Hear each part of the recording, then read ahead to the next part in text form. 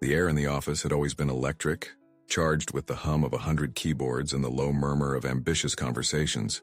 But on that Tuesday morning, a different kind of electricity coursed through the open-plan space. A chilling, static tension. "Seline, HR wants to see you. Now."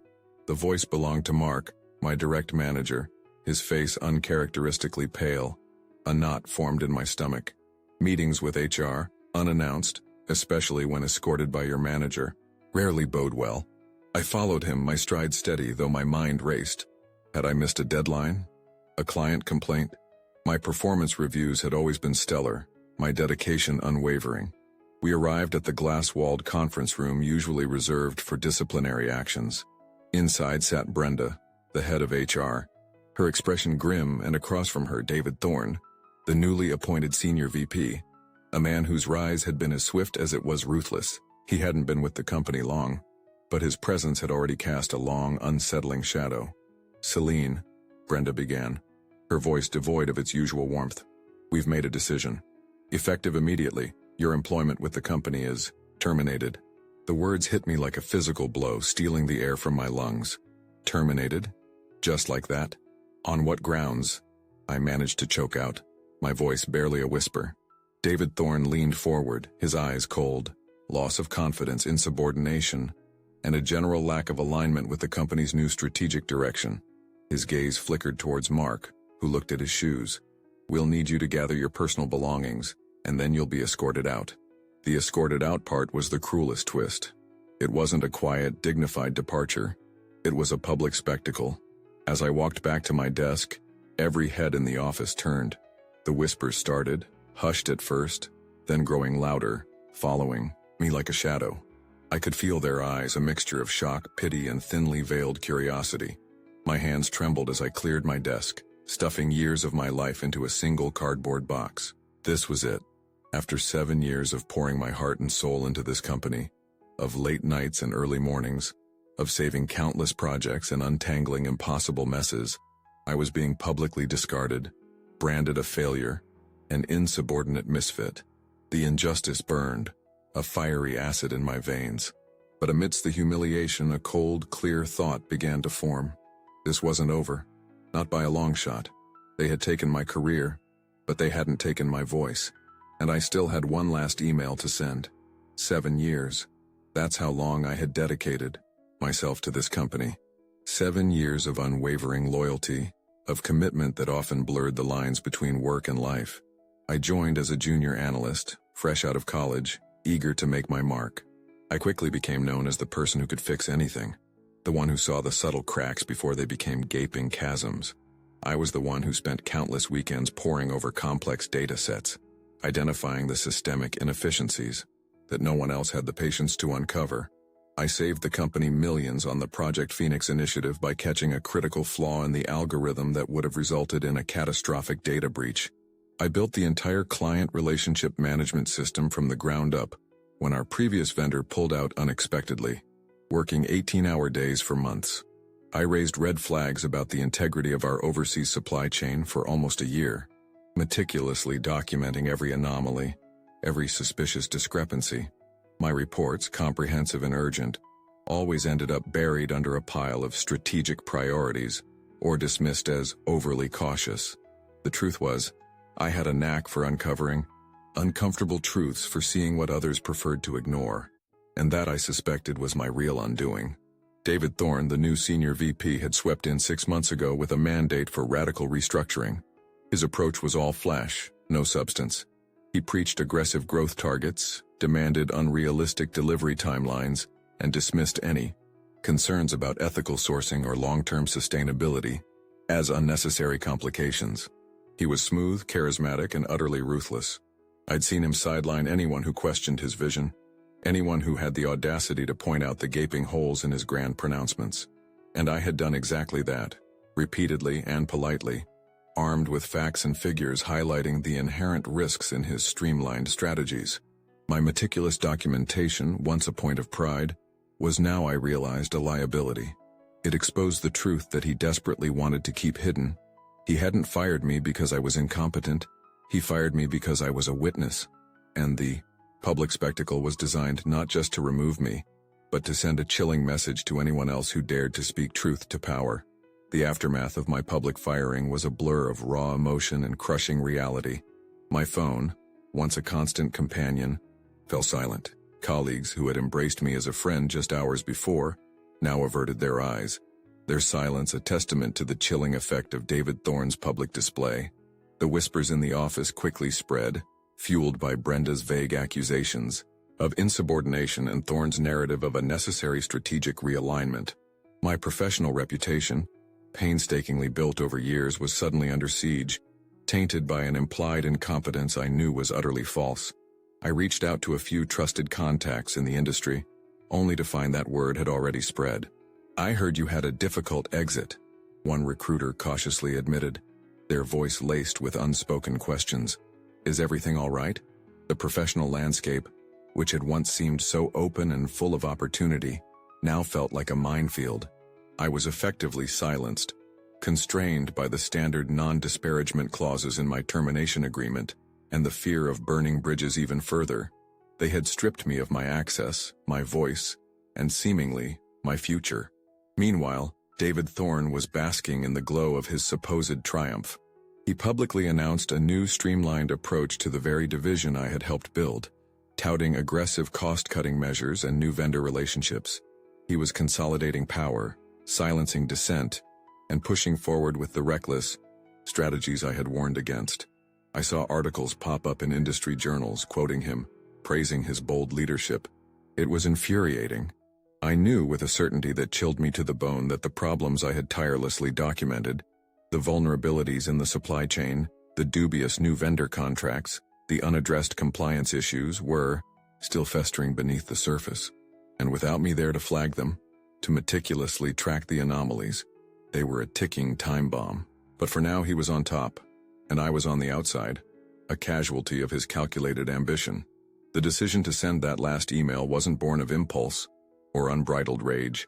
It was a cold, calculated act, the final piece of a puzzle I hadn't realized I was constructing until that very moment. As I packed my box, the sheer indignity of the situation sharpened my focus. They had fired me publicly, hoping to silence me, to make an example, but they had forgotten one crucial detail. I still had access to my company email for a few precious minutes. And in those minutes I could deliver the truth directly to the people who truly needed to hear it. My hands, though still trembling, moved with purpose. I opened a new email. The subject line: urgent, critical unaddressed risks and pending systemic failures. No emotion, just facts. My objective was not to rant, not to curse, but to lay out clearly and concisely the precise vulnerabilities I had warned them about. The ticking time bombs David Thorne had so vehemently ignored. I listed them out, bullet point by bullet point. Site winder start. The unaddressed security vulnerabilities in the new Project Chimera client portal. Ticket 2025-003-14A. Last escalated to David Thorne's office on March 14, 2025. Site 437. Site hasn't start. The critical non-compliance issues in our new international logistics vendor contract. Vendor ID, LX789. Red flagged in my Q1 2025 risk assessment report. Site, Forum 45-449. Site, start. The long-standing but ignored software integration issues with our largest client. Client, Innovate Corp. Discussed in my memo to David Thorne. Dated April 1, 2025. Site, 454-458. Site, start. The unverified ethical sourcing claims of our new raw materials supplier.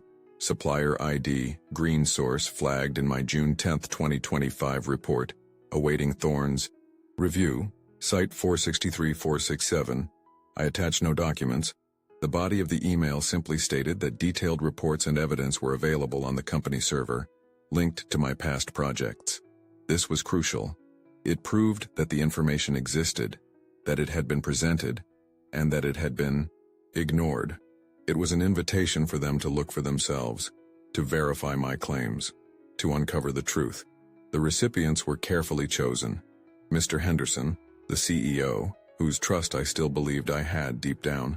3 key members of the board of directors whose email addresses I knew from years of internal reports, and to Brenda in HR, who would immediately flag it to legal, ensuring it couldn't be easily swept under the rug. I did not include David Thorne directly. That would be too emotional, too obvious. Let the others discover his negligence on their own. My finger hovered over the send button. A wave of fear washed over me. What if this backfired? What if they came after me for insubordination? But the image of David Thorne's smirk, Brenda's cold dismissal, and the hushed whispers of my colleagues solidified my resolve. This wasn't about revenge in the traditional sense. It was about integrity. It was about ensuring that the truth, however inconvenient, would see the light of day. Taking a deep breath, I hit send. My employment access was revoked mere seconds later, but it was done. The last email, the final act. And now the waiting game began. The silence after I hit send was deafening. My access was cut, my corporate life severed. For the next 24 hours I felt a gnawing anxiety. Had it worked?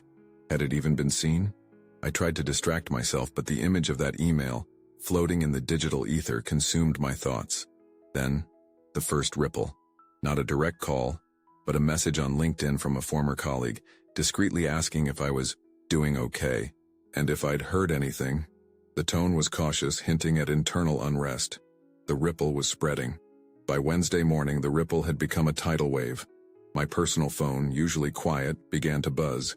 First, a call from a furious David Thorne, leaving a voicemail saturated with threats of legal action for breach of confidentiality. He sounded panicked. Bingo. He'd seen it. Next, a call from Mr. Henderson's executive assistant, requesting an urgent confidential discussion. It was happening. I arrived at a discreet cafe away from the office to meet Mr. Henderson. He looked haggard, his usual confident demeanor replaced by deep lines of worry. "Seline," he began, "that email, it's caused quite a stir. Thorne is furious. But the board, they're taking it very seriously." He explained the chaos that had erupted internally. The board, specifically the 3 members I had addressed, had immediately demanded an investigation into the critical unaddressed risks. They found my reports, just as I had stated, meticulously documented and dating back months. The security, vulnerabilities in Project Chimera, the non-compliance issues with the new vendor, the unresolved client integration problems, all of it was there, ignored by David Thorne, who had overridden my warnings in his haste to cut costs and demonstrate his strategic vision. Thorne tried to dismiss it as a disgruntled employee's baseless accusations, Mr. Henderson explained. But the documented evidence was irrefutable, and the board knew you. They remembered your track record. They knew you wouldn't make things up. He paused, taking a slow, shaky breath. He was deliberately suppressing information, Seline, gambling with the company's future for his own advancement. The moment of reversal was swift and brutal for David Thorne. His radical restructuring was being scrutinized. The compliance department initiated an emergency audit of the new vendor contracts. Project Chimera was put on hold, creating immediate backlash from the client. The very problems I had been fired for highlighting were now glaringly apparent, unavoidable, and directly attributed to his negligence and arrogance. The public firing, meant to establish his authority and discredit me, had instead served as a stark warning, confirming the validity of every concern I had raised. He had tried to bury the truth, but my last email, a quiet act of defiance, had exhumed it, exposing him completely. The aftermath of that single email was nothing short of a corporate earthquake. David Thorne, the man who had publicly humiliated me, lasted less than a week. The board, armed with irrefutable evidence from my detailed reports and backed by Mr. Henderson's testimony, forced his immediate resignation. The official reason was divergence of strategic vision, a corporate euphemism, but everyone in the company and soon in the industry knew the real story. His career, built on smoke and mirrors, collapsed as swiftly as it had risen. My phone, which had been silent, now rang incessantly. It was Mr. Henderson again. "Seline," he said, his voice earnest, "the board and I, we were wrong. We need you back. Not just back, but in a leadership role where you have the authority to implement the solutions you've been advocating for." He offered me the newly created position of Chief Risk Officer, a seat on the executive leadership team, and a salary package that dwarfed anything I'd ever imagined. He even offered a formal public apology from the company, acknowledging my past contributions and the wrongful termination. I considered it carefully. The temptation to simply walk away, to leave the toxic environment behind, was strong. But this wasn't just about me.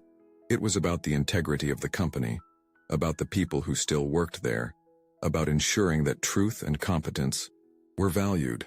"I'll come back," I told Mr. Henderson, "but on my terms. My team will have full autonomy, and every decision David Thorne made in the last 6 months will be reviewed, and, if necessary, reversed. And I want assurances that similar incidents will never happen again." He agreed to every condition.